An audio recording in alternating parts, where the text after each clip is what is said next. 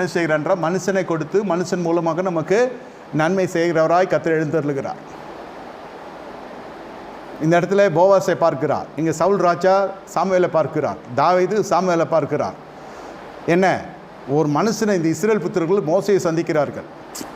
எல்லாம் பார்த்தீங்கன்னா inter connected, எல்லாம் மனுஷன்தான். People serve people.